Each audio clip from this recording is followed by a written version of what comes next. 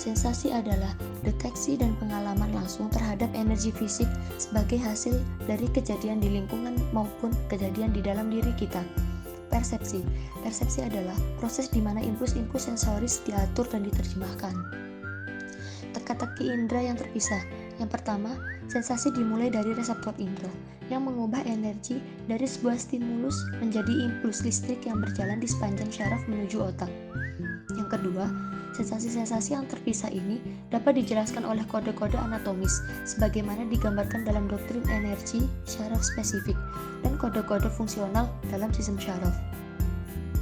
Dalam kondisi langka yang disebut sinestesia, sensasi dalam satu modalitas juga memicu sensasi yang lain, tetapi pengalaman ini jarang terjadi. Reseptor indera, sel-sel terspesialisasi yang mengubah energi fisik di lingkungan atau tubuh menjadi energi elektrik yang dapat dipancarkan sebagai impuls-impuls syaraf ke otak. Doktrin energi syaraf spesifik, prinsip yang menyatakan bahwa terdapat modalitas sensoris yang berbeda karena sinyal yang diterima oleh indera menstimulasi jalur-jalur syaraf yang berbeda yang menuju wilayah otak yang berbeda. Sinestesia adalah kondisi di mana stimulasi suatu indera juga menstimulasi indera lainnya. Mengukur indera, ambang batas mutlak dan ambang perbedaan. Menurut teori deteksi sinyal, respon dalam tugas deteksi terdiri dari proses sensoris dan pengambilan keputusan dan akan bervariasi tergantung pada motivasi, kewaspadaan, serta harapan orang tersebut. Ambang batas mutlak. Ambang batas mutlak adalah kuantitas terkecil dari energi fisik yang dapat dideteksi secara konsisten oleh pengamat. Ambang perbedaan. Yang pertama, perbedaan terkecil pada stimulasi yang dapat dideteksi secara reliable oleh pengamat ketika dua stimuli dibandingkan. Yang kedua, disebut dengan just noticeable difference atau JND. Teori deteksi sinyal. Teori psikofisika yang membagi deteksi sinyal sensoris menjadi proses sensoris dan proses keputusan. Adaptasi sensoris. Adaptasi sensoris adalah pengurangan atau penghilangan responsivitas sensoris ketika stimulasi tidak berubah atau berulang. Adaptasi ini dibagi menjadi dua bagian, yaitu atensi selektif dan kebutaan inatensional. Atensi selektif adalah memfokuskan perhatian terhadap aspek-aspek tertentu di lingkungan dan menghalau yang lainnya. Atensi selektif berfungsi untuk mencegah kita kelebihan stimulasi dan memungkinkan kita memusatkan perhatian pada apa yang penting. Kebutaan intensional, kegagalan untuk mempersepsikan sesuatu yang dilihat secara sadar karena Anda tidak memperhatikannya. Deprivasi sensoris. Deprivasi sensoris adalah ketidakan stimulasi sensoris pada tingkat normal. Penglihatan dipengaruhi oleh panjang gelombang, intensitas, dan kompleksitas cahaya yang menghasilkan dimensi psikologis dari pengalaman visual, yaitu hue, brightness, dan saturation. Hue adalah dimensi pengalaman visual yang dipisahkan dengan nama warna dan terhubung dengan panjang gelombang cahaya. Brightness adalah cahaya atau pendar, dimensi pengalaman visual yang dihubungkan dengan jumlah intensitas cahaya yang dipancarkan atau direfleksikan benda. Saturation adalah kejelasan atau kemurnian warna, dimensi pengalaman visual yang dihubungkan dengan kompleksitas gelombang cahaya. Mata sebagai jendela dunia. Yang pertama, reseptor visual, yaitu sel batang dan sel kerucut terletak di retina mata. Sel-sel ini mengirimkan sinyal ke sel-sel ganglia yang berakhir di saraf optik dan kemudian membawa informasi visual ke otak.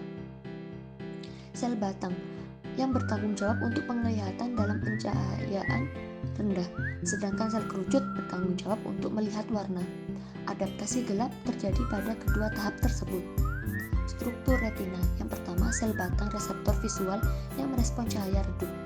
Yang kedua, sel kerucut yang mereseptor visual yang terlibat pada penglihatan warna. Retina, jaringan syaraf yang melapisi bagian belakang dari bagian dalam bola mata yang mengandung reseptor bagi penglihatan. Sel-sel ganglia, neuron di retina mata yang mengumpulkan informasi dari sel-sel reseptor. Melalui sel-sel bipolar menengah, akson sel-sel ganglia membentuk syaraf optik. Adaptasi gelap, proses di mana reseptor visual menjadi sangat sensitif terhadap cahaya redup. Bagaimana kita melihat warna? Yang pertama adalah teori triometrik dan teori proses berlawanan. Dalam penglihatan berwarna memiliki tahap-tahap pemrosesan yang berbeda. Pada tahap pertama, 3 jenis sel kerucut dalam retina merespon secara khusus pada cahaya dengan panjang gelombang yang berbeda-beda. Pada tahap kedua, sel-sel proses berlawanan dalam retina dan talamus merespon dalam cara yang bertentangan terhadap cahaya dengan panjang gelombang yang pendek dan panjang. Membangun dunia visual. Persepsi bentuk. Persepsi meliputi proses konstruksi aktif dari suatu model dunia dari waktu ke waktu berikutnya. Prinsip-prinsip Gestalt, misalkan figur dan latar belakang, kedekatan, ketutupan, kesamaan, dan kesinambungan. Mendeskripsikan strategi visual yang dinamakan oleh otak untuk meresepsikan bentuk. Prinsip Gestalt, prinsip yang menggambarkan pengelompokan di dalam otak terhadap informasi sensoris menjadi unit-unit dan pola-pola yang bermakna. Berikut beberapa prinsip Gestalt yang umum dikenal. Yang pertama, kedekatan atau proximity. Yang kedua, ketertutupan atau closure. Yang ketiga, kesamaan atau similarity. Yang keempat, kesinambungan atau continuity. Pendengaran. Seperti penglihatan, indera pendengaran atau audisi memberikan ikatan yang amat penting di dunia kita.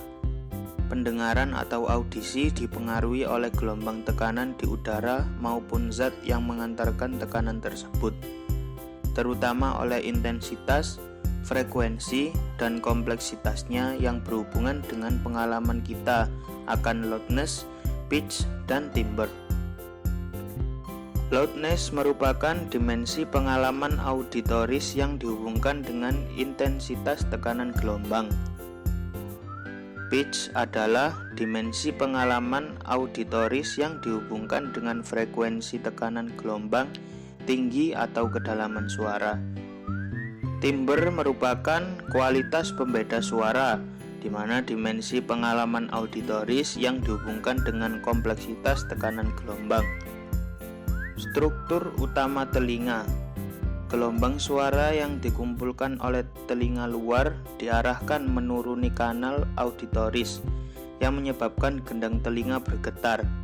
Getaran ini kemudian disampaikan kepada tulang-tulang kecil di telinga tengah. Pergerakan tulang-tulang ini memperkuat kekuatan getaran, memisahkan telinga tengah dan dalam. Sel-sel reseptor pendengaran atau sel-sel rambut berlokasi di organ korti di dalam koklea yang serupa dengan rambut siput, merangsang impuls saraf yang berjalan di sepanjang saraf auditoris menuju otak. Reseptor untuk pendengaran adalah sel-sel rambut dengan silia di atasnya yang tertanam di membran basilar, yang terletak di organ korti di bagian dalam koklea. Organ korti merupakan struktur di koklea yang mengandung sel-sel rambut yang berfungsi sebagai reseptor pendengaran. Koklea merupakan organ bentuk rumah siput yang dipenuhi cairan pada telinga dalam yang mengandung organ korti, di mana reseptor pendengaran berlokasi.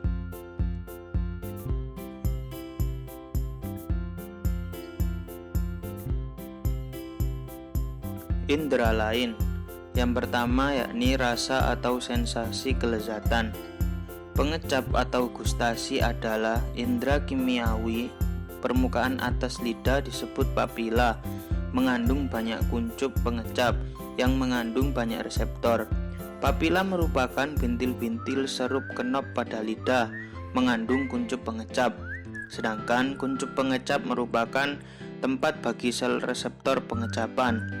Rasa-rasa dasar meliputi rasa asin, asam, pahit, dan manis. Yang kedua yakni bau, sensasi keharuman. Indra penciuman atau olfaksi juga merupakan indra kimiawi.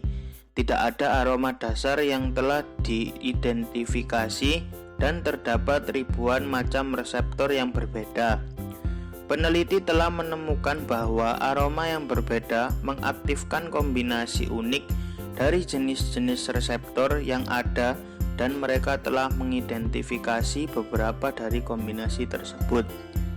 Aroma juga memiliki pengaruh psikologis dan dapat memengaruhi perilaku bahkan ketika orang tersebut tidak sadar akan pengaruhnya.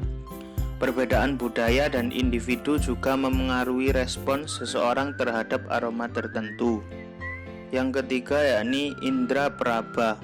Sensasi pada kulit meliputi sentuhan atau tekanan, kehangatan, dingin, rasa sakit, dan variasi lain seperti rasa gatal dan geli.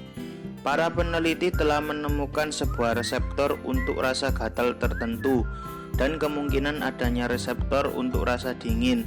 Rasa sakit merupakan indera kulit dan indera internal. Yang keempat yakni misteri rasa sakit.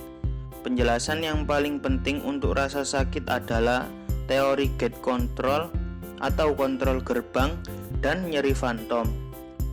Teori gate control menyatakan bahwa sebagian rasa sakit bergantung pada impuls rasa sakit melewati neurologis pada tulang belakang dan karenanya mencapai otak.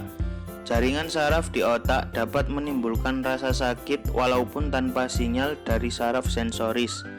Rasa sakit juga dapat diakibatkan oleh perubahan sensitivitas saraf di dalam sistem saraf pusat.